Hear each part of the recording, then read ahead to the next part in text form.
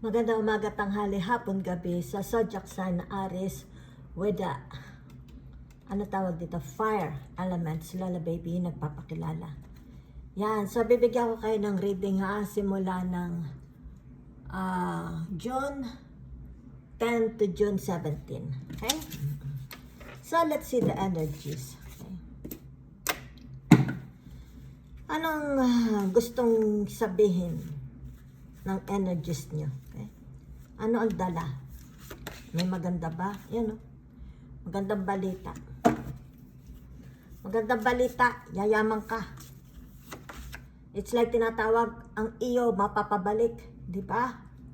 So, ibig sabihin nito, meron tinatawag mag-uusap. Di ba? Yan. Mag-aaregluhan. It's like patching. Okay? Kung may mga away, tayo'y magromansahan na, magmahalan na. Di ba? So, naririto na. Ibig sabihin nito, glory be to God, to Father, the Almighty. Yan, tapos na. Tapos na ang aral.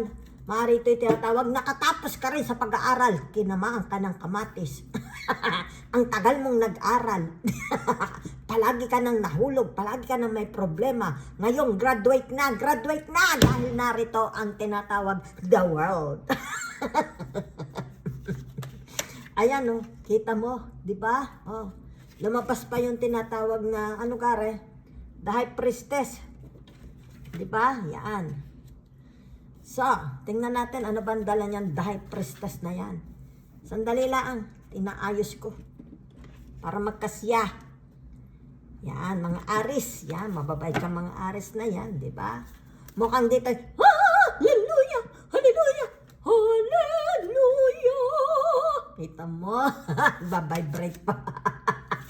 Aray ko po. Yung Gemini's nagbaliktad. Sandali nga, ba't ba naman nagbaliktad? Diba? So, ibig sabihin nito, no more attraction. Diba? It's like no more cheating, no more relationship. Diba? Maring pagod na ito. It's like hindi kita compatible. Palagi na tayong hindi compatible. Diba? Yan. Okay, so tingnan natin. Lagyan natin ng burluloy. Saan ba ito't bumaliktad ito? Diba? Maring ito yung tinatawag, meron ditong naghiwalay na. Diba? It's like, lagyan na natin ng ending. Diba? Or maring sabihin natin tinatawag na, yan oh. Baka ito'y conjugal properties. Diba? Yan. Maaari ito yung tinatawag na may aalis ng tuluyan. Mag-isa na lang siya sa bahay niya. Kasi merong pagtatapos. Maaring tinatawag na absuelto. Di ba? Sabi na natin baka ito'y na-absuelto sa kaso. Di ba? O kung saan siya na-absuelto, tingnan natin. So, naririto ang tinatawag number 6. Okay? So, ibig sabihin narito ang the moon. Yan ha. So ano ito? Sandalit mahina ako sa symbol. Tingnan natin are. Na, Cancer. Okay, Cancer daw. Yan ha. So saan ko ilalagay ang Cancer? Dito na. Dito ko siya ilalagay ha. Sa tinatawag the world. So ibig sabihin nito, meron ditong tinatawag na naglaylo na siya. Diba? Maring napagod na siya sa kapapasyal. Napagod na siya sa ka-adventure, di ba? Napagod na siya sa buhay. Kung kaya dito, ibig sabihin nito, tinatawag naglelo kasi narito on the world, di ba? It's like nag-simple life na lang siya. It's like away from the people, di ba? Narito yung tinatawag no more connections with people, with friends, associates, di ba? Wala na. Marito yung tinatawag, solo na lang siya sa buhay niya, di ba? Okay? Maaari sabihin na natin, ang relationship niya sa marriage, wala na. Okay?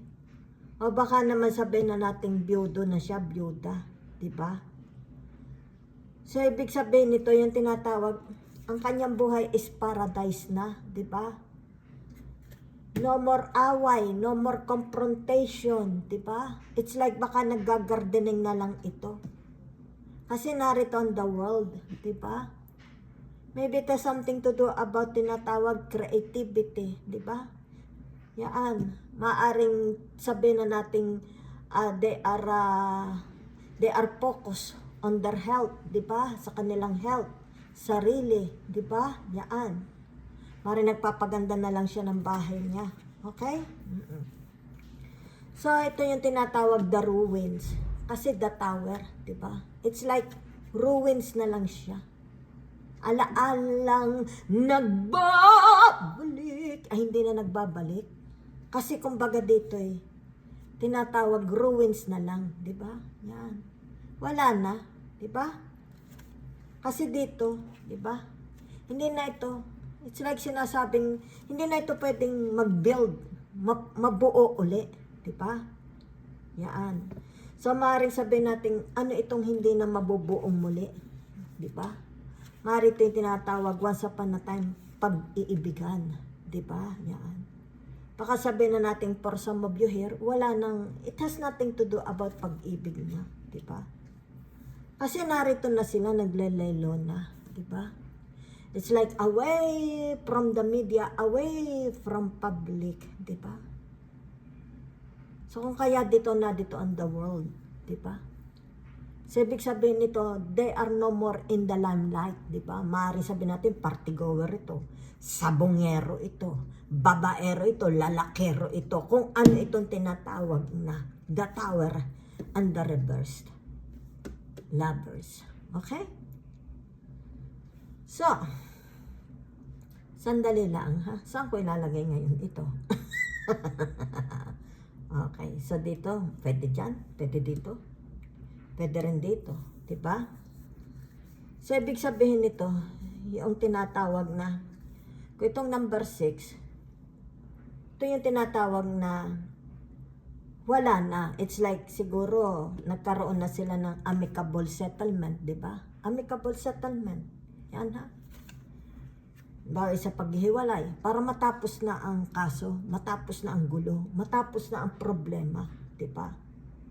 So, maring dito, itong number 6 na ito, ibig sabihin nito, di ba? Wala na silang intindihin, wala na silang isipin, di ba? It's like tinatawag, free again, lucky, lucky me, free again, di ba? So, kung kaya dito, kung ito naman, ito yung tinatawag ruins na lang. Pag sinabi mong number 6, di ba? Ruins na lang. It's like alaala na lang. Hindi na ito. Di ba? It's like tinatawag the ruins of Athena. Di ba? The ruins of, ano pa di ba? Hindi na. So, pwedeng ito yung tinatawag, pwedeng daan-daanan na lang. Okay? Pwedeng mapag-usapan. Pwede, pero hindi na ito tinatawag mabubuo. Okay? Kaya dito narito ang the world. Di ba? So, ano ibig sabihin ng the world? Nalimutan ko na ulit. Yan ha? Maybe a family. Di ba? Sabihin na natin, kung sa family ito yung tinatawag na kawatak-watak. Okay? Kung ito yung mga, halimbawa sabihin natin, organization, association, mga kasamahan, di ba? Watak-watak na sila. Okay? So, yan lang po. Okay? Kaya dito, ibig sabihin nito yung tinatawag pananahimik. Okay? Pananahimik ng kaisipan. Pananahimik ng buhay. Di ba? Yan ang nakikita ko. So, let's see. Tingnan natin, ha? La la la la la la la. Time to have a pa. I don't want to be bothered. Unbothered na siya. Diba? Diba? Kaya dito. Sa unang card. Okay? Unbothered na siya. Okay? Ibig sabihin nito, ayaw na niya ng tinatawag involvement. Okay? Yan. It's more about tinatawag na enjoyin ko na lang yung buhay ko. Diba? What is left? What is left? Okay? Diba? Dito. Kumbaga dito tapos na. Okay? Tapos na ang aking involvement. Okay? Sa society, sa limelight, di ba?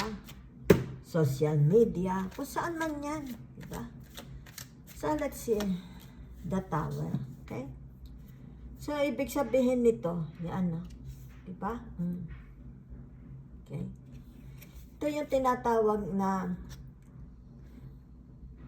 ito yung sabi natin, unsettled business. May mga unsettled business, di ba? Kabiguan, failure, okay? Yan. Ibig sabihin nito, kasi narito ang the Fool, di ba? Meron siyang, teka muna ha, dito ako nadali. Iko-confirm ko lang. Okay. Ito yung tinatawag na kabiguan. Nakita ko na. Since narito ang tinatawag, the fourth house. Diba? Yan. So, ibig sabihin yan, the fourth house nga. Okay? Yan. Tinatawag relationship. Diba? Yan. Kung meron man ditong tinatawag broken relationship, okay? This person, okay, is praying na sana magkaroon ito ng healing, forgiveness, diba? Kasi ito yung tinatawag na unfinished business, di ba? Unsettled. Hindi nagkaroon ng pagtatapos. Hindi maganda, okay? Ang naging ending. So, this person, ibig sabihin, the Aries, di ba? At least. Kaya dito yung nag-reverse ang the Lovers, di ba? Kung nagkaroon man ng tinatawag na infliction, conflict, di ba? Problema. Yan. The Aries person, pwedeng energy mo Aries or pwedeng energy nila, di ba? Ibig sabihin nito, tinatawag na wag naman sanang matapos ito na napakapangit, di ba? Kumbaga dito merong alaalang hindi maganda, di ba? Matapos ito na tinatawag tahimik, maganda, di ba? No more confrontation, okay? Kasi kumbaga dito yan, nawala na ng connection, di ba? Nanahimik di ba? Kaya kita mo dito unbothered, di ba? Pwedeng ikaw Aries, pwedeng sila, okay? But I see ikaw ang nakikita ko. Pwede rin namang energy nila. Ibig sabihin, very stubborn. This person is very stubborn. But I think this is you. You're very, very stubborn. Ibig sabihin nito, non-negotiable. Di ba? Hindi ka. Ayaw mong makipag-negotiate. Yan. Maybe someone with the tinatawag na air's energy. They want to negotiate with you. Pero nakikita dito, it's like firm. You are firm, di ba? Firm ka, di ba? It's like, ito ang itinindig ko. Ito ang mga nagawa ko, di ba? Maybe this is your reputation. Maybe this has something to do about your career, about others, di ba? Kaya dito, non-negotiable ang tinatawag na the Aries. Okay? Yan ha? So, ibig sabihin naman nila, yung tinatawag na, yan, di ba? Sira na okay? But they are still hoping. It's like sabihin natin, if you are in the politics, sira na ang trust, di ba? Sira na. Kumbaga dito hindi na ito reliable, di ba? This person. Kaya dito, it's like the Aries does not want to get involved, di ba? Kumbaga dito yung tinatawag, wag na. Okay? Diyan kayo, dito ako. Diba? Yan. So, either kaya lumabas ang tinatawag na the moon. The moon. The world. Diba? So, it's more about tinatawag. Napaka-importante sa Aries ng tinatawag na integrity. Diba? Their names. Ano itong kanilang itinindig na ito. Diba? Ano itong kanilang pinaghirapan na ito, di ba? It's about the reputation, their action, di ba? Kaya dito, it's like ito yung tinatawag, they keep quiet. They keep calm, di ba? Yan, dito. Tinatawag the moon, di ba? So, ibig sabihin nito, it's like tinatawag, there is no more involvement, okay? No more communication, di ba? Non-negotiable.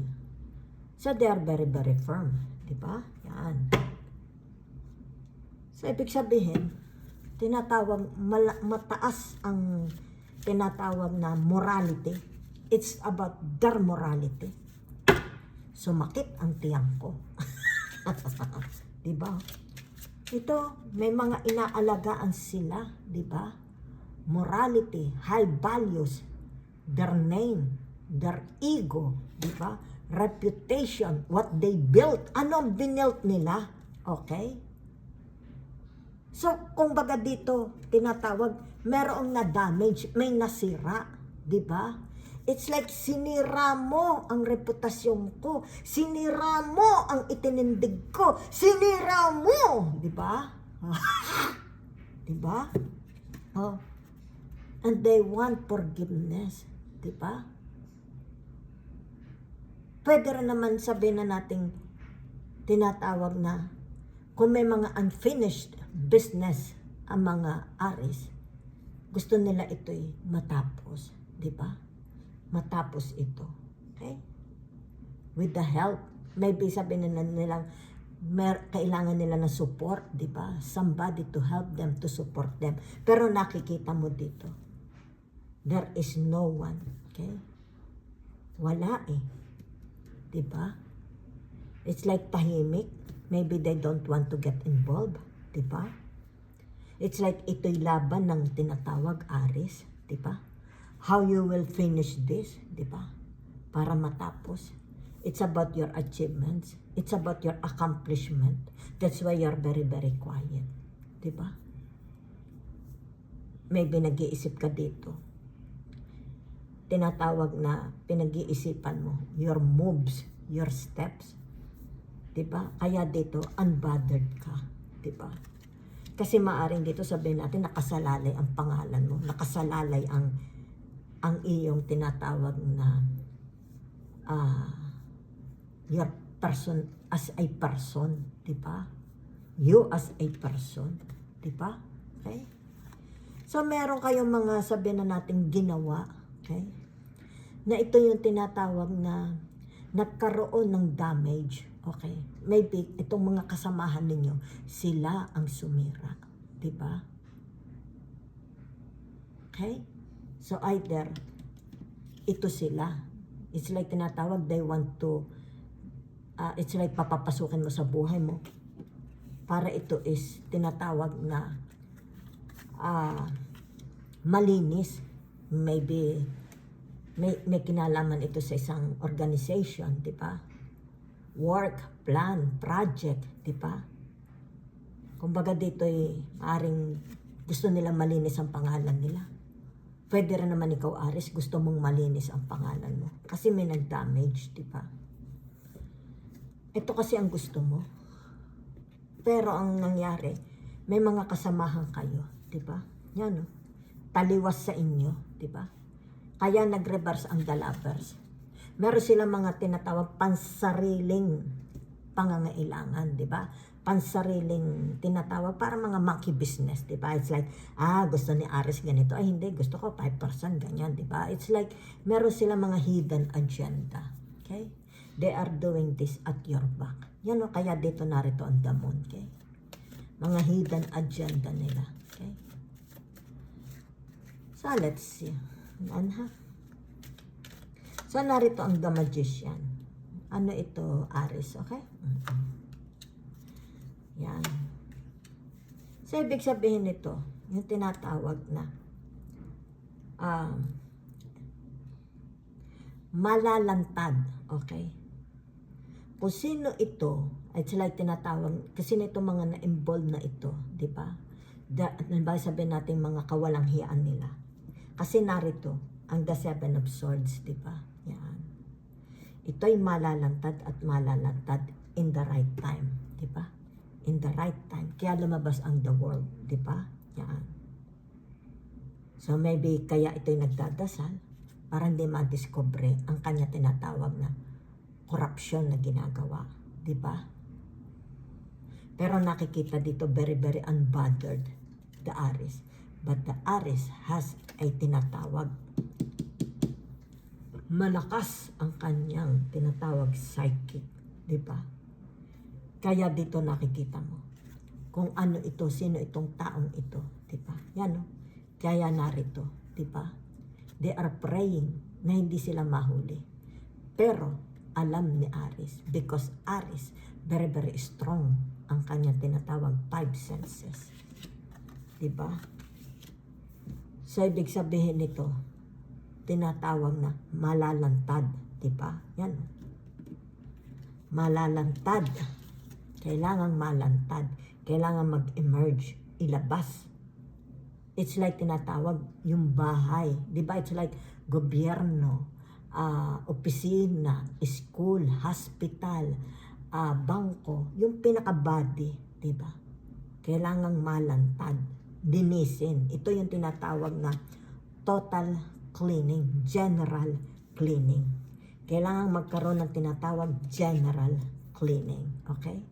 At itong mga taong ito, yan, okay? Dapat sila is managot. Dahil sila ang surot, di ba? Sila ang epidemya. Okay? Kaya dito, kailangan magkaroon ng tinatawag paglilinis. Family man ito. At work, friendship, organization, saan man itong areas sa buhay. Di ba? So kung kaya nga dito, ibig sabihin, kaya naka-reverse ang the lovers, managot, okay? Kahit pa kayo'y nagtakbuhan, dito, di ba? Naka-reverse ang the lovers. Ibig sabihin yan, kahit pa siya'y manahimik, magtago, mahuhuli. Ibig sabihin, mananagot, kaya the judgment. Mananagot, di ba? Kahit pa sabihin mong nagtago siya sa ilalim ng lupa, mananagot pa rin siya, di ba? If there is a cheating, infidelity, di ba?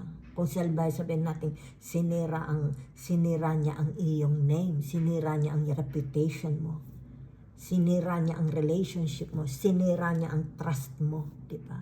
Sinira niya ang tinatawag na agreement, di ba? Sinira niya ang tinatawag na, di ba? Kung ano ito.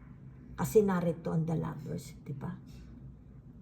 Bakit ito'y nangyari, di ba? Kailangan ito'y tinatawag pag-aralan, buksan, di ba? Kailangan linisin, di ba? I-separate ang mabubuti sa masasama, di ba? Yan. That's why narito sila. They are praying na hindi sana sila mahuli. Okay? So kumbaga dito, na-underestimate ka nila. Diba? Kasi you're unbothered. It's like, I will not give you pardon. I will not forgive you. Okay? And forget what you have done. Okay? What you have done to me. Diba? Yan. Diba? Managot ang dapat managot.